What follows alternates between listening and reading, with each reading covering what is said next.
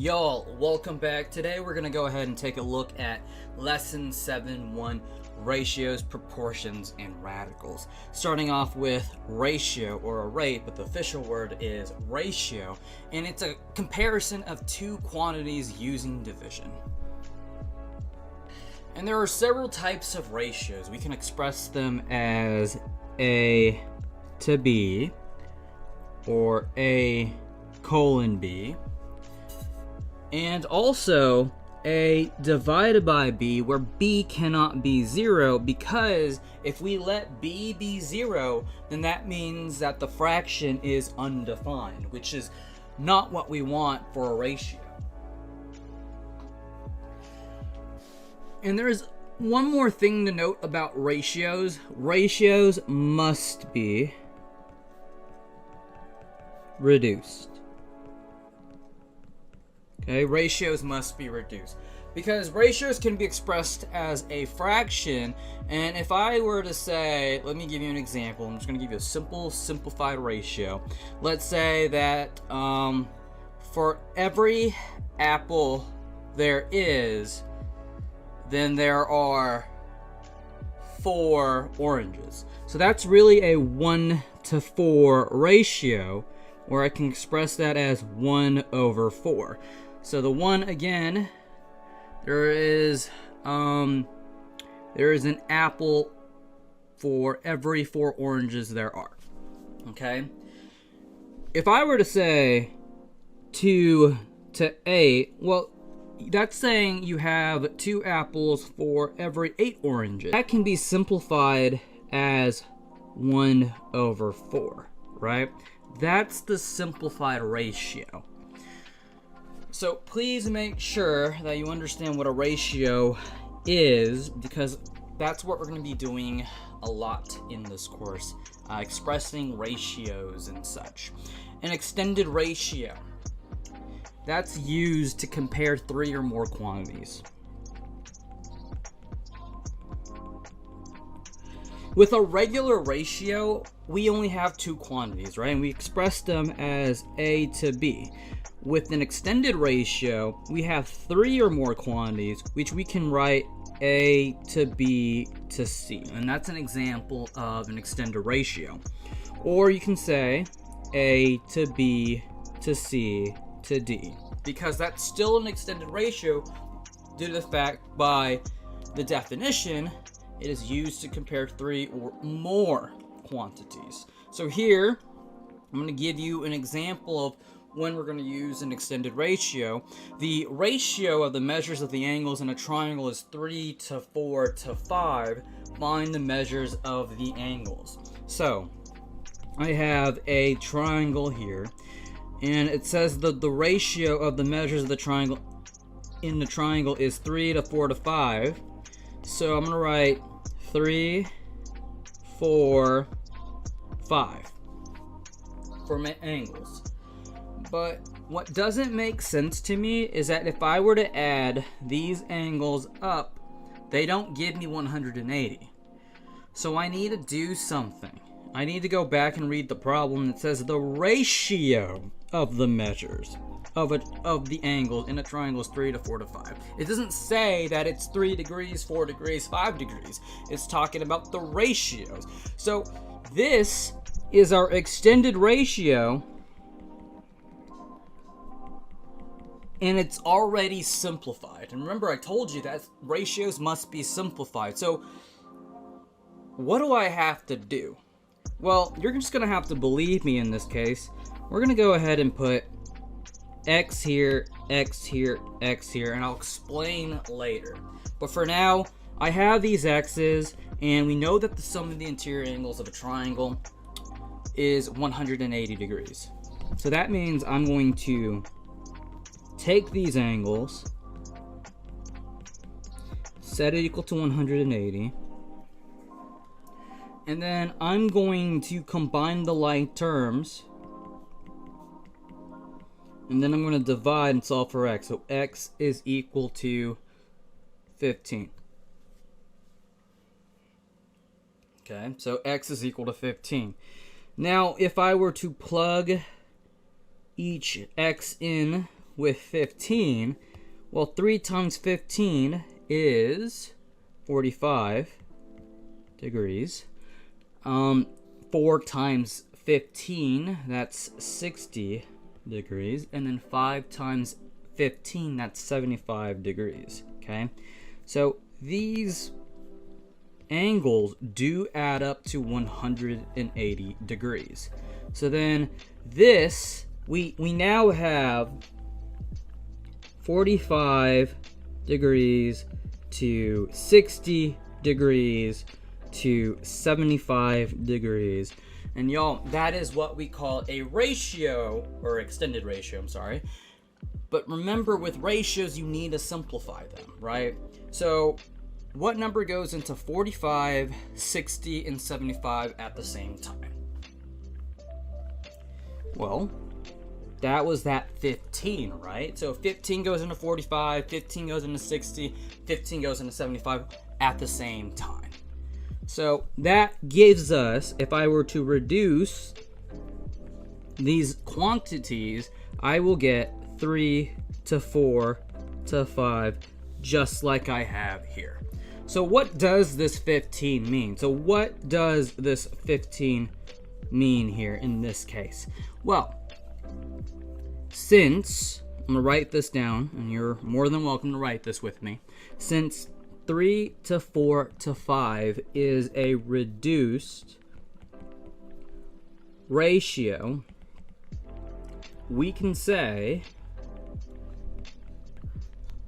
3x, 4x, and 5x are the angle measures where x represents what they were reduced by. And that's, remember, I have 45, 60 to 75. That's an extended ratio, but you don't want that to be your answer. We have to reduce that to 3 to 4 to 5. Okay? Because ratios, again, must be simplified. Let's go ahead and move on to this other problem where we have a rectangle. The ratio of the length and the width of a rectangle is 5 to 2. The perimeter of the rectangle is 112. Find the measure of each side. So, before I jump into the rectangle, let me go ahead and talk about some of the notes here. In general, the perimeter means the total distance around the figure. And the formula for perimeter of a rectangle is 2 times the length plus 2 times the width. Okay, so here I have my perimeter. I'm going around the figure. What's the total if I walk around the figure? That is what we call the perimeter, right? And then the formula for perimeter of a rectangle is me just adding up all the sides here. Or to make it very, very simple, I have a formula. It's 2 times the length. This is the length, and then this is the width. So I have 2 times L, right? You can agree that there are 2 lengths, and then there are 2 widths. And if I were to add all them up, that's going to give me my perimeter, okay? So we know that the ratio of the length and the width of a rectangle is 5 to 2. So it's saying, okay, I got the ratio of the length to the width. We know that L is 5x, and then the width is actually 2x. And we can't say 5 and 2. That doesn't make sense unless it's say, hey, it's 5 centimeters or 5 inches or whatever. But this is expressed as a ratio. So we're going to go ahead and replace the L and W with those numbers there. Okay, so we know that the perimeter is equal to 2 times the length plus 2 times the width, and that's going to give me the perimeter. And I'm going to go ahead and substitute. So I have 2 times 5x plus 2 times 2x. And the perimeter is 112. Okay? So then if I were to multiply these terms, these values, I get 10x plus 2 times 2x, that's 4x, is equal to 112. So then I'm going to combine the like terms here, and that's going to give me x equals 8. So now I know that x is equal to 8.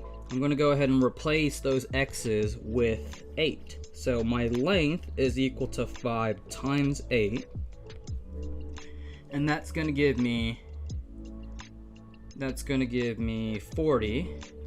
And then my width is 2 times 8.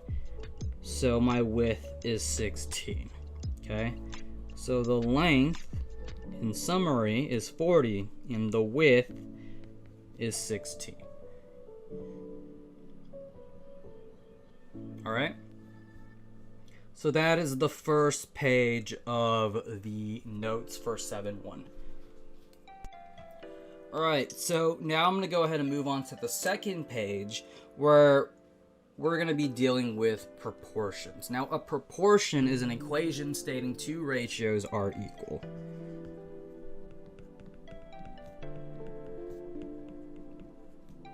Okay, so let me go ahead and give you an example. If I were to say 6/3, and I compare that to 2/1, I have 2 ratios, one expressed as 6/3 and another where it's expressed as 2/1. The question here is, are these 2 ratios proportional? Do they equal to each other? Well, let's go ahead and take a look at these 2 ratios by themselves. So I have 6/3, and we know that 3 goes into 6 and 3 goes into 3 at the same time, right? So that reduces to 2/1. And then I'm going to bring down that 2/1 on the right-hand side. So is 2/1 equal to 2/1? Is 2/1 equal to 2/1? The answer is indeed yes. So what does it mean to be proportional? That means that these 2 ratios are indeed equal. Okay? These 2 ratios are indeed equal. So here are some things that we have to know when we're dealing with proportions. I have something called the means and the extremes. The extremes, let me go ahead and write this first. I have A to B, which is equal to C to D. The extremes are A and D, and then the means, let me go ahead and write A to B equals C to D again. That is B and C. B and C are the means, and A and D are the extremes. So when we're dealing with proportions, or when we're dealing with, algebra involving proportions, we're going to use the cross product method, or I call it the butterfly method, where you multiply the means and you set that equal to the product of the extremes. So let's go ahead and take a look at some examples. I've got 3 examples here for you all. And I have 6/x is equal to 21/31.5. Okay? So, again, what I need to do is I'm going to multiply the extremes and set that equal to the product of the means. So, I'm going to multiply the product of the means. So it should look like a butterfly, just like this. Okay, so x times 21, so 21 times x is equal to 6 times 31.5. So that's 6 times 31.5. I'm multiplying those extremes there. Then I'm going to go ahead and simplify this. So it's 21, sorry, that should be 21x, which is equal to 6 times 31.5, which is 189. So dividing, I get x is equal to 9, and that is my answer. Okay, now let's go ahead and take a look at this next example here. I have 2 and 4x. I'm going to multiply those means. So 2 times 4x, and I set that equal to 5 times this one number. Okay, so when you're expressing a one number like this, like you have a variable separated by a plus or a minus sign in a number, that's basically, it's kind of like saying 5 times 6 plus 3, which is the same thing as 5 times 9, right? You don't say 5 times x plus 3. That's not how you're supposed to write it. It's actually, you need to express that as a quantity, and we use parentheses for that. So it's 5 times the quantity x plus 3. So this is one number. Okay, so then if you have a number in front of the parentheses, obviously you're going to be using the distributive property. So that's going to be 5x plus 15. 2 times 4x is 8x. So then minus the 5x's, or minus the 5x on both sides, you get 3x equals 15, so x equals 5. That's my answer for that problem. Okay, so we multiply the means, and then you're going to multiply the extremes. And if you see a number, so if you have two numbers separated by a plus or a minus sign, make sure you express that as a quantity or use parentheses, okay? And then over here, gonna multiply the means, so that's 6 times the quantity, x plus 5, remember that's one number, and you set that equal to 4x. Use the distributive property, then minus the 6 x's, and then you get x equals negative 15. X is equal to negative 15. Okay? So that's how you do proportions. Now what we're going to go ahead and do is learn how to simplify radicals. Now before I simplify radicals, let's go ahead and talk about a perfect square and a square root. So I have a perfect square. A perfect square is the product when a number is multiplied by itself, okay? So I have x times itself, so x times x is equal to x squared. We don't say 2x, it's actually x raised to the second power.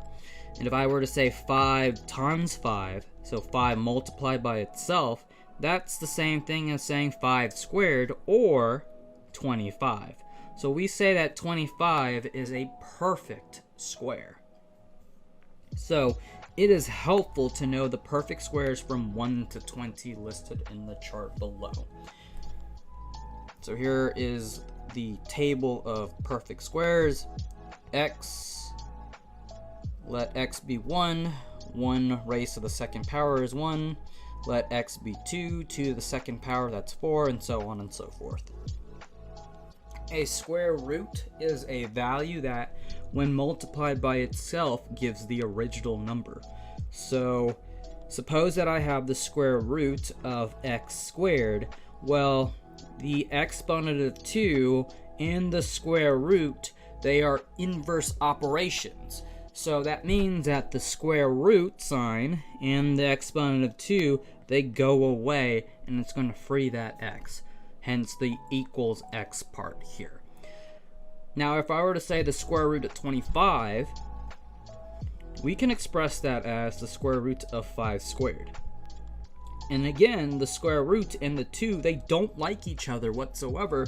So they're going to go away and it's going to free the 5. So the square root of 25 is 5. Okay, so now let's go ahead and show you 2 methods of simplifying radicals. Method 1.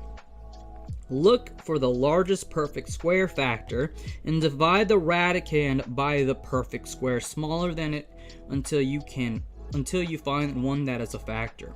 Then take the square root of the perfect square and leave the other factor under the radical. Now, what does that mean to be a radicand? A radicand is basically the number under the square root sign. So 75 is the radicand.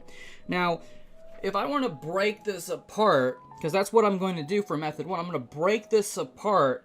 I'm going to think of 2 numbers that multiply together give me 75. Well, knowing from my childhood, I know that, 3 quarters means 75 cents, right? So every quarter is 25 cents. So if I say 25 times 3, that's true. 25 times 3 is 75.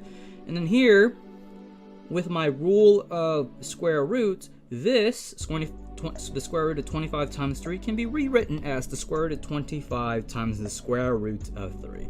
And y'all, back then we talked about what the square root of 25 is, which is 5, right? So if I go back, the square root of 25 is 5, and the square root of 3, that's not a perfect square.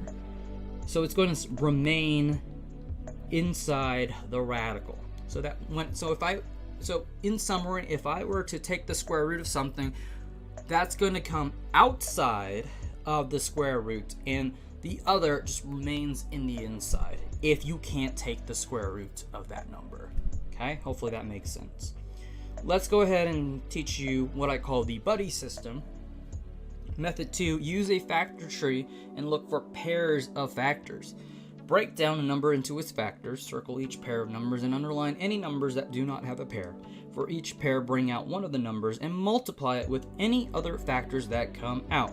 Then multiply all the underlined numbers back together, and the product will remain under the radical.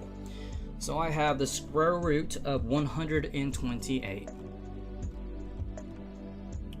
Let me go ahead and draw this little caret sign, because what we're doing is we're going to use the factor tree method, and with these caret signs here, it's going to look like a factor tree.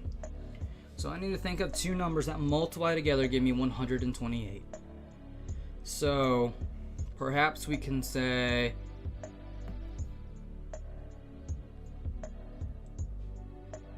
we can say 64 and 2, right? 64 times 2 is 128. Okay, I'm gonna keep on going. I'm gonna keep breaking them down into prime numbers. Okay, so if I look at 64, what 2 numbers multiply together to give me 64? Well, that's gonna be 8 and 8. Okay, and then what about this 2? Can I break down this 2? Well, 2 is just going to be 2 and 1, and I'm going to keep on doing that over and over. It's going to be a repeated cycle. So really, we're just going to leave 2 alone because that's a prime number. Because it's the only number that goes into 2 is, well, itself and 1, hence it's a prime number. Okay, so I can't break down that 2 whatsoever. I can break down these 2 8s here, but look at this. So if I have the same number, if I have a pair of the same number, I'm going to circle that. I'm going to circle them, and then zooming in, I'm going to eliminate one of the 8s and bring out that 8 outside of the square root. So I have the square root sign here, and then that 8's going to come outside of the square root. And what happens to this 2 here? Well, since 2 doesn't have a pair, it's going to remain inside the square root. So it's going to be 8 root 2. So this factor tree method is essentially this method here. Okay? Because look, if I were, so these two numbers are being multiplied, it's basically saying, hey, the square root of 64 times 2. What's the square root of 64? Well, square root of 64 is a perfect square. That's going to give me 8. So 8 is going to go outside of the radical. And that 2, what's the square root of 2? Well, it's going to give you a decimal. 2 is not a perfect square. It's going to go inside of the radical here. So 8 root 2. That's your answer. Now, let's go ahead and take a look at some more examples here. And I have the square root of 50. I'm going to show you method 1. We can rewrite this as the square root of 25 times 2, right? And then the square root of 25 times the square root of 2. Well, we know what the square root of 25 is. That's 5. And then the square root of 2 is just simply the square root of 2. That's your answer. And this is me using method 1. Okay? And then here's method number 2. Method number 2.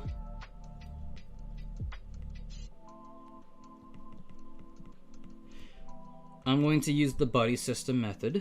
I'm going to think of two numbers that multiply together, that'll give me 48. I'm thinking 12 and 4. And then I can break down this 12 here, right? I can break down this 12 here. That's going to give me 4 and 3. Okay? And look at that. Yes, I can break down these 4s here, but since these are the same number, I'm going to go ahead and circle them. And I'm going to eliminate one of them and bring out the other. So that other one is going to go outside of the square root. So that's going to be 4 root, and don't neglect the 3. Okay, so it's 4 root 3. That's your answer. Now, what happens to this 12 here? You're going to ignore the numbers that you've already broken down, if that makes sense. Since 12 is broken down to 4 and 3, you don't do anything with that 12. You broke it down already. Okay, so hopefully that makes sense. Now, we are in this territory where you already have a number outside of the square root. So, let me go ahead and demonstrate what you need to do. Whatever number goes outside of the square root, you're going to multiply that with this number, if that makes sense. So, let me go ahead and ignore this first. Let me deal with the square root of 84. Well, I know if I were to break down the square root of 84, 84 is an even number. So you can say 42 times 2, because 42 times 2 is indeed 84. And we know that I can't break down the 2 because it's a prime number. You're going to be doing this like infinitely, which is annoying, so we're going to leave that alone. 42 can be broken into 7 and 6. And then 7's a prime number because I only know that two numbers that multiply together, that'll give me 7 to 7 and 1. So leave 7 alone. You have the 6 here. You can break that up as 3 and 2. And notice that you have a pair of 2's. So that means you're going to get rid of one of the 2's and then bring the 2 outside. So I have 5 times, let me go ahead and just redo this. So I have a square root sign, and the 5 is in the 5's outside, right?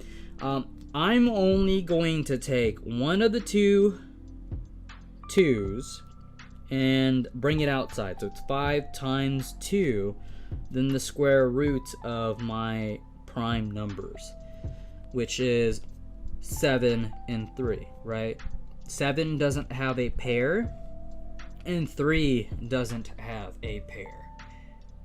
So those two numbers will go in the inside, so it's going to be 7 times 3.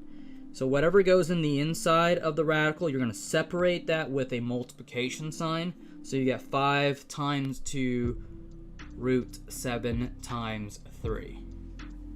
Does that make sense? So you get 10 root 21. This is your answer. Okay? So now let's go ahead and take a look at this last example here. I'm going to say that the two numbers are 87 and 3. And then I can break down this 87 with 29 times 3. Note that I have a pair of 2 3s. And then the 29 here, that's a prime number, because the only numbers that multiply together to give me 29 are 1 and 29. So that means that if I were to express my answer, 29 is going to remain inside, and then one of the 3's will come out, right? So this 3 is going to come outside of the square root, and it's going to be multiplied with the 2. Do not forget that 2 there. So it's 2 times 3, right? So where did I get this 3 from? It comes directly from one of the pairs of 3's. So 2 times 3 is 6 root 29. This is your answer, and that's the last page of 7-1 Notes.